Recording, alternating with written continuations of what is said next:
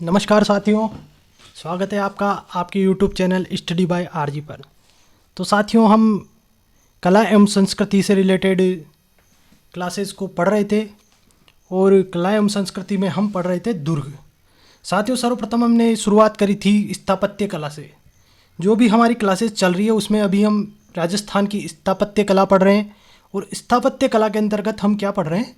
दुर्ग। तो साथियों, आज की क्लास में हम पढ़ेंगे अब चित्तौड़गढ़ दुर्ग के बारे में।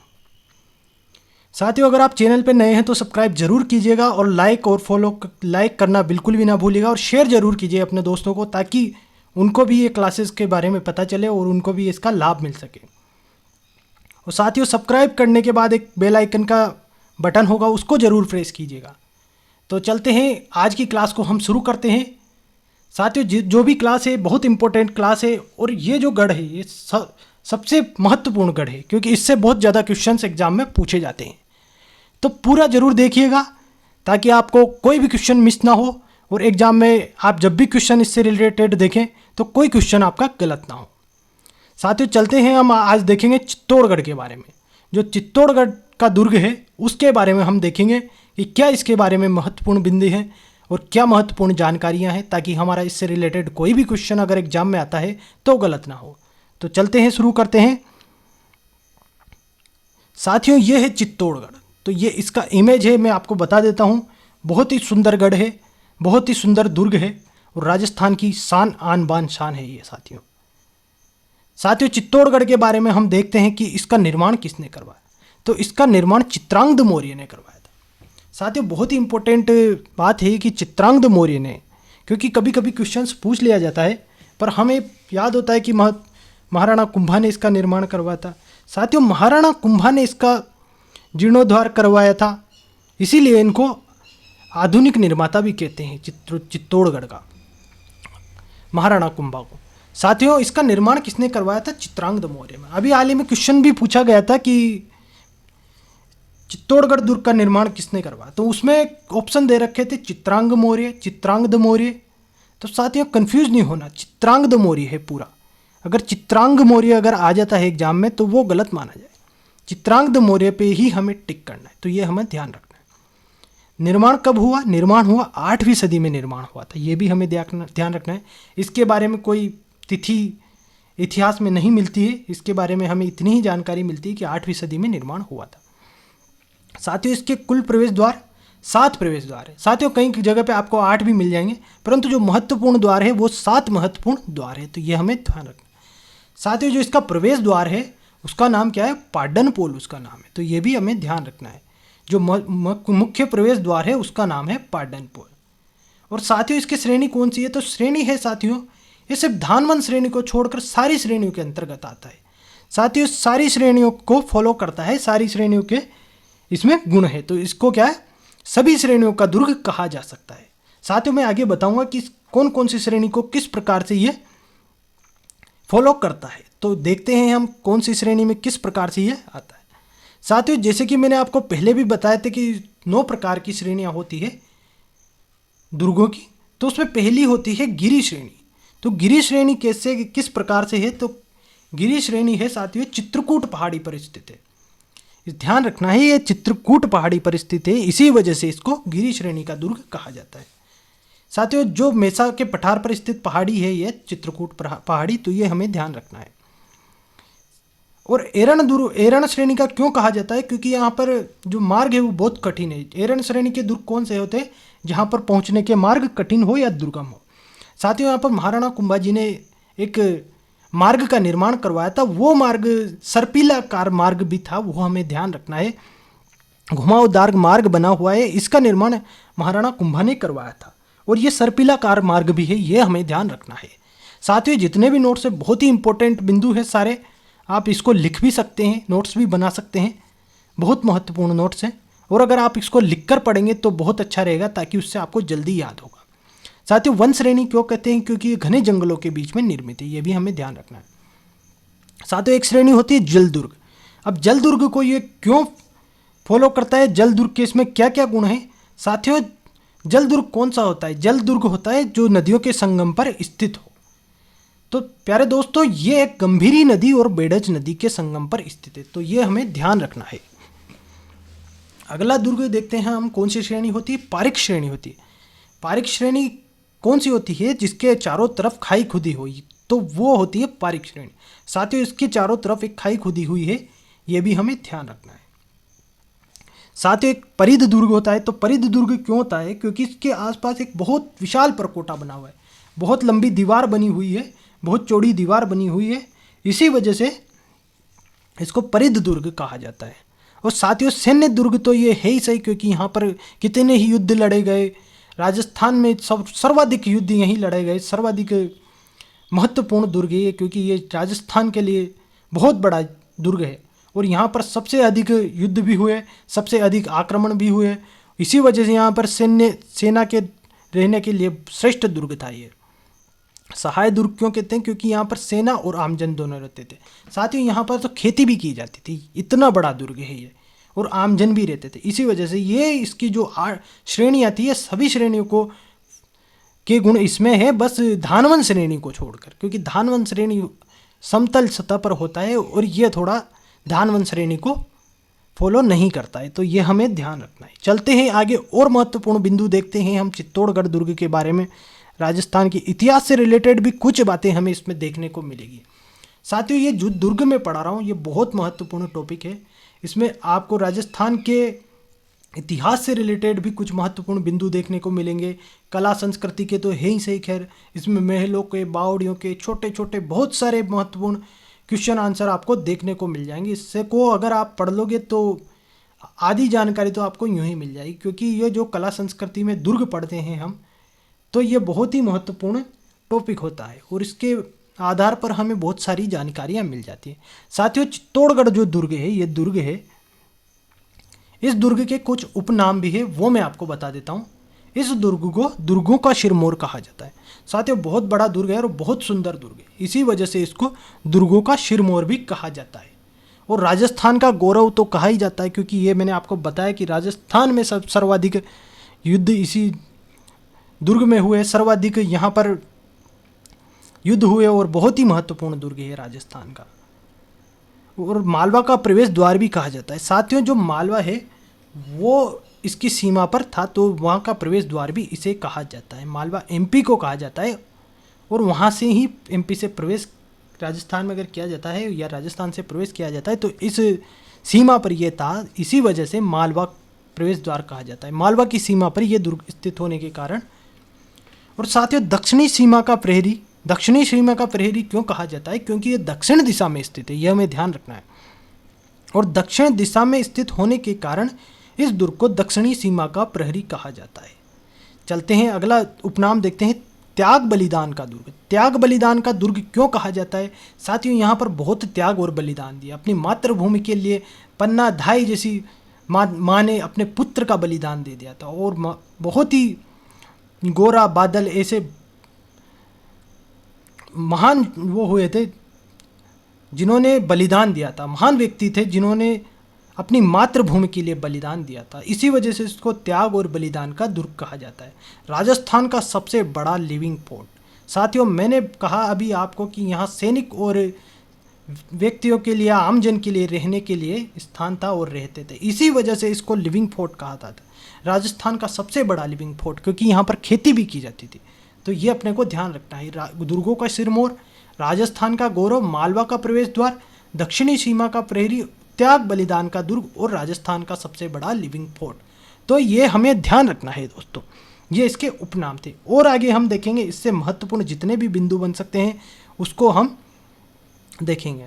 साथियों, जो चित्तौड़गढ़ है, इसके प्रमुख द्वार के बारे में भी हम देख लेते हैं। ये प्रमुख द्वार है पाटनपोल। एक द्वार है इसका पाटनपोल, ये मैं आपके लिए इमेज भी लेकर आया हूँ। साथियों, जो पाटनपोल है ये क्यों महत्वपूर्ण है? क्योंकि साथियों, इसके ऊपर एक रावत बाघ सिंह जी का स्मारक बना हुआ है। और रावत बाघ सिंह कौन था साथियों? तो रावत बाघ सिंह थे जो ये देवलिया प्रतापगढ़ के सामंत थे। जो रावत बाघ सिंह थे देवलिया प्रतापगढ़ के सामंत थे। और साथियों, गुजरात का जो शासक था बहादुर शाह, उसके साथ युद्ध करते करते ये शहीद हो गए थे, या इन्होंने केसरिया किया था। तो ये हमें ध्यान रखना था। उस समय रानी कर्मावती थी और उन्होंने जौहर भी किया था, ये हमें ध्यान रखना है। तो साथियों चलते हैं आगे और देखते हैं हम कौन सा अगला है। तो पाटन पोल के बारे में ध्यान रखना है, रावत बाघ सिंह का स्मारक बना हुआ है, इंपॉर्टेंट पॉइंट है, ये हमें ध्यान रखना है। अगला है भैरव पोल। साथियों भैरव पोल क्यों महत्वपूर्ण है ये मैं आपको बता देता हूँ। भैरव पोल पर कल्लाजी राठौड़ का स्मारक लगा है। कल्लाजी राठौड़ कौन थे? इनको 4 हाथ के लोक देवता भी कहा जाता है, ये हमें ध्यान रखना है। जो कल्लाजी राठौड़ या कल्लाजी लोक देवता हैं उनका स्मारक भैरव पोल पर लगा हुआ है, तो ये काफ़ी इंपॉर्टेंट पॉइंट है। ये भी मैंने आपको बताया 4 हाथ के लोक देवता इनको कहा जाता है। और साथियों जो कल्लाजी राठौड़ का स्मारक है उसको क्या कहा जाता है? उसको कहा जाता है 4 खंभों की छतरी कहा जाता है। और साथियों जो कल्लाजी राठौड़ या कल्लाजी जो लोक देवता है उनकी प्रधान पीठ कहाँ पे है? उनकी प्रधान पीठ है रुणेचा उदयपुर में। रुणेचा उदयपुर में या रुणेला उदयपुर भी कह सकते हैं, उदयपुर में स्थित है। रुणेला उदयपुर में साथियों इसकी जो प्रधान पीठ है कल्लाजी की। अगला जो प्रवेश द्वार है हम देखते हैं रामपोल। साथियों ये रामपोल है, ये 7वां प्रवेश द्वार है और ये छोटा प्रवेश द्वार भी है।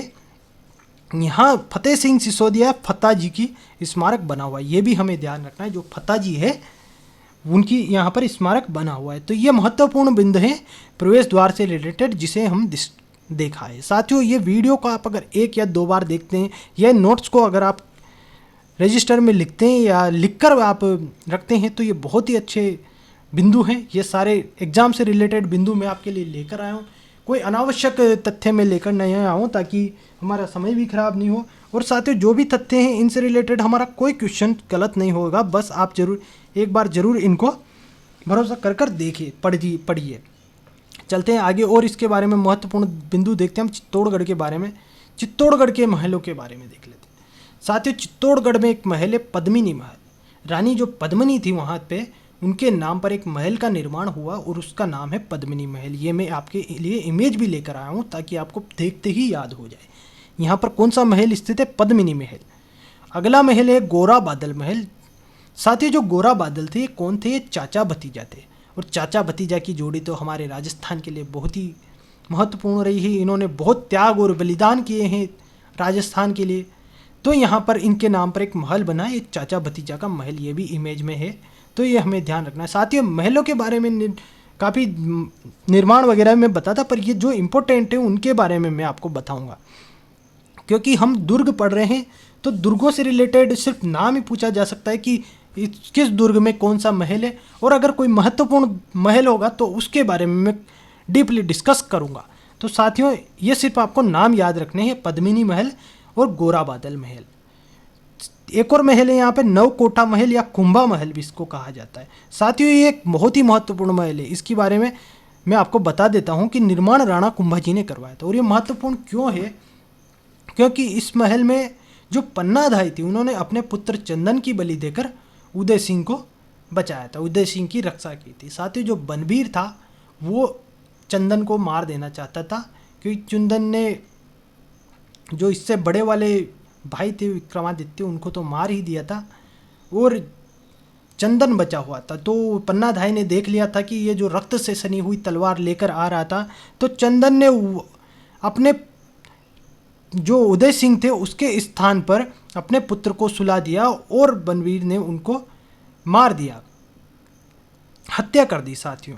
और इस प्रकार पन्नाधाई ने अपने पुत्र की बलि देकर उदय सिंह को बचाया था। साथियों ये थी एक मातृभूमि के लिए भक्ति, और पन्नाधाई इसी के लिए जानी जाती है, इसी के लिए फेमस है पन्नाधाई। पन्नाधाई इसी के लिए फेमस है साथियों। और ये बहुत ही महत्वपूर्ण महल है, ये हमें ध्यान रखना है कि नवकोटा महल या कुंभा महल भी इसको कहा जाता है। निर्माण राणा कुंभा जी ने करवाया था। और साथियों किसके लिए प्रसिद्ध है? पन्नाधाई ने अपने पुत्र चंदन की बलि देकर उदय सिंह को बचाया था, उदय सिंह की रक्षा की थी। चलते हैं और आगे महल देखते हैं हम चित्तौड़गढ़ में जो स्थित महल है। चित्तौड़गढ़ में साथियों और भी कुछ महल हैं, उनके नाम है उदय महल। नाम से ही मालूम पड़ता है कि उदय सिंह जी ने इसका निर्माण करवाया था। एक था आला हिंगाड़ू महल और एक है भामाशाह महल। साथियों एक और महल है मोती महल भी यहाँ पर स्थित है। और मोती महल के अलावा एक और महल है आंवला महल, जिसको कह सकते हैं आंवला महल है। एक और है टमकण महल। तो ये महल बहुत महत्वपूर्ण है, इनके नाम आपको ध्यान रखने हैं। उदय महल, आला हिंगाड़ू महल, भामाशाह महल, मोती महल, आंवला महल और टमकण महल। साथियों, कोई बोलने में कोई मिस्टेक हो जाए तो आप कमेंट करके बता दीजिएगा, ताकि मैं आपको, कभी कभी हो जाता है, जल्दी में बताते हैं तो हो जाता है, गलती हो जाती है, तो हमें ये महल ध्यान रखने हैं। आगे देखते हैं और इसके बारे में, चित्तौड़गढ़ के बारे में महत्वपूर्ण बिंदु हम देख लेते हैं। चित्तौड़गढ़ में साथियों जो प्रसिद्ध मंदिर स्थित है वो भी हम देखेंगे। एक प्रसिद्ध मंदिर है मीरा मंदिर। साथियों जो मंदिर है बहुत महत्वपूर्ण मंदिर है, क्योंकि जो निर्माण इसका करवाया था राणा सांगा के द्वारा करवाया था। और जो मीराबाई थी वो तो एक कृष्ण प्रेम के लिए प्रसिद्ध है साथियों, और इनको राजस्थान की मीरा भी, राजस्थान की राधा भी कहा जाता है, ये हमें ध्यान रखना है। क्यों, और इनकी याद में ही राणा सांगा जी ने यहाँ पर मंदिर बनाया था, मीरा मंदिर। मीरा मंदिर का निर्माण किसने करवाया? राणा सांगा के द्वारा। तो साथियों ये बहुत ही महत्वपूर्ण मंदिर है। इस मंदिर की मूर्ति साथियों वर्तमान में आमेर दुर्ग के जगत शिरोमणि मंदिर में। साथियों जब मान सिंह यहाँ पर आया था तो मान सिंह ये मूर्ति को लेकर चला गया था यहाँ से, और ये कहाँ पर स्थापित कर दी? अभी जगत शिरोमणि मंदिर में स्थापित कर दी है, आमेर दुर्ग के जगत शिरोमणि मंदिर। तो ये भी अपने को ध्यान रखना है। एक मंदिर यहाँ पर स्थित है, तुलजा भवानी मंदिर है। साथियों तुलजा भवानी, माता भवानी का मंदिर है ये, तुलजा भवानी का मंदिर है। और निर्माण किसने करवाया था? निर्माण करवाया था बनबीर ने। बनबीर कौन था साथियों? ये एक दासी पुत्र था, ये हमें ध्यान रखना है। और इन्होंने ये तुलजा भवानी का मंदिर का निर्माण करवाया था, तो ये हमें ध्यान रखना है। तुलजा भवानी साथियों ये भी ध्यान रखना है, शिवाजी छत्रपति जो शिवाजी थे उनकी आराध्य देवी थी। छत्रपति शिवाजी की आराध्य देवी थी तुलजा भवानी। आगे देख लेते हैं और महत्वपूर्ण बिंदु के बारे में हम देख लेते हैं चित्तौड़गढ़ दुर्ग से रिलेटेड। चित्तौड़गढ़ दुर्ग के और मंदिर हैं, तो यहाँ पर एक श्याम पार्श्वनाथ मंदिर स्थित है। निर्माण किसने करवाया? रावल तेज सिंह की पत्नी जेतल देवी द्वारा निर्माण किया गया। श्याम पार्श्वनाथ मंदिर हमें ध्यान रखना है, महत्वपूर्ण मंदिर है ये सारे। जो भी इंपॉर्टेंट होंगे उनके बारे में मैं निर्माता भी बताऊंगा, निर्माण करने वाले का भी बताऊंगा, सब कुछ बताऊंगा मैं। अगला मंदिर है श्रृंगार चौरी मंदिर, और ये बहुत ही महत्वपूर्ण मंदिर है, इसके बारे में पूरी जानकारी हम लेंगे। श्रृंगार चौरी मंदिर साथ ही इसका निर्माण कब हुआ? इसका निर्माण हुआ था 1448 से 1458 के बीच में, ये हमें ध्यान रखना है। ये इसका निर्माण काल था 1448 1458। 1448 को शुरू हुआ और निर्माण कार्य कब खत्म हुआ? 1458 को। निर्माता कौन थे? वेल का द्वारा इसका निर्माण करवाया गया, ये भी हमें ध्यान रखें। और साथ ही महत्वपूर्ण बिंदु है कि यह एक जैन मंदिर है। जो श्रृंगार चौरी मंदिर है ये एक जैन मंदिर है, ये हमें ध्यान रखना है। और साथ ही ये मंदिर राणा कुंभा की पुत्री रमाबाई का विवाह स्थल भी है, ये भी हमें ध्यान रखना है। जो वागीश्वरी थी इसका नाम वागीश्वरी भी था, तो रमाबाई का यहाँ पर विवाह स्थल है, ये भी हमें ध्यान रखना है। और रमाबाई का विवाह किसके साथ हुआ था? तो मंडुलिक के साथ विवाह हुआ था, ये भी ध्यान रखना है। तो साथियों ये मंदिर थे। और देख लेते हैं हम चित्तौड़गढ़ दुर्ग के मंदिरों के बारे में, कौन कौन से मंदिर महत्वपूर्ण है। एक मंदिर है साथियों यहाँ पर कालिका माता का मंदिर है। साथियों जो कालिका माता का मंदिर है ये चित्तौड़गढ़ का सूर्य मंदिर भी कहलाता है, या इसको सूर्य मंदिर भी कहते हैं चित्तौड़गढ़ का, तो ये हमें ध्यान रखना है। एक और मंदिर है यहाँ पे सतबीस देवरी मंदिर। साथियों सतबीस देवरी ये एक जैन मंदिर है, ये महत्वपूर्ण टॉपिक है कि भाई कौन कौन से जैन मंदिर है, कभी कभी एग्जाम्स में पूछ लिया जाता है, तो ये हमें ध्यान रखना है कि सतबीस देवरी मंदिर जो है एक जैन मंदिर है। एक मंदिर है यहाँ पे समदेश्वर या मोक्कल या त्रिभुनारायण मंदिर। तो साथियों समदेश्वर मंदिर जो है इसको मोक्कल मंदिर या मोक्कल का मंदिर या त्रिभुनारायण का मंदिर भी कहा जा सकता है। निर्माण किसके द्वारा करवाया गया था? राजा भोज परमार के द्वारा निर्माण करवाया गया था। एक और मंदिर है यहाँ पे कुंभ स्वामी मंदिर। निर्माण किसके द्वारा करवाया गया ना? राणा कुंभा के द्वारा। साथियों नाम से ही जैसे कुंभ स्वामी लिखा हुआ है, तो राणा कुंभा के द्वारा निर्माण करवाया गया था। अगला देखते हैं, हम आगे चलते हैं। मंदिर हो चुके हैं हमारे, और आगे देखते हैं इससे रिलेटेड महत्वपूर्ण बिंदु। साथियों जो चित्तौड़ दुर्ग है इसके अंदर जो भी महत्वपूर्ण जलाशय है, बावड़ियाँ हैं, कुंड है, हम देखते हैं। बावड़ियाँ क्या होती थी साथियों? बावड़ियाँ होती थी पानी को इकट्ठा करने का एक स्रोत होता था, जैसे अभी हमारे पास टाँके रहते हैं, उसी तरीके से साथियों वहाँ पर बावड़ी बना दी जाती थी ताकि उससे पेयजल के लिए समस्या ना हो, और ये पेयजल के स्रोत होते थे। ताकि उनमें जब भी पानी भर जाता था बरसात का तो उसको पेयजल के लिए या अन्य कार्यों के लिए उपयोग में लिया जाता। एक बावड़ी यहाँ पर स्थित है, उसका नाम है घी तेल की बावड़ी। घी तेल की बावड़ी चित्तौड़ दुर्ग में स्थित है। एक और यहाँ पर कुंड स्थित है, उस कुंड का नाम है भीमलत कुंड। भीमलत कुंड कहाँ पे स्थित है? चित्तौड़गढ़ दुर्ग में। एक और तालाब है वहाँ पे रत्नेश्वर तालाब स्थित है चित्तौड़गढ़ में, ये हमें ध्यान रखना है। और साथियों एक और महत्वपूर्ण बावड़ी है घोसुंड की बावड़ी। घोसुंड की बावड़ी क्यों महत्वपूर्ण है? क्योंकि यहाँ रायपल की पत्नी श्रृंगार देवी द्वारा निर्माण करवाया गया था, ये हमें ध्यान रखना है। इसका निर्माण किसने करवाया था? रायमल की पत्नी श्रृंगार देवी ने निर्माण किया गया था, तो ये हमें ध्यान रखना है। साथ ही एक और बावड़ी यहाँ पे खातन की बावड़ी, तो ये बावड़ियों के नाम हमें ध्यान रखना है। चित्तौड़गढ़ में जो बावड़ियाँ हैं, घी तेल की बावड़ी, भीमलत कुंड, रत्नेश्वर तालाब, घोसुंडी की बावड़ी और खातन की बावड़ी, तो ये महत्वपूर्ण बावड़ियाँ हैं।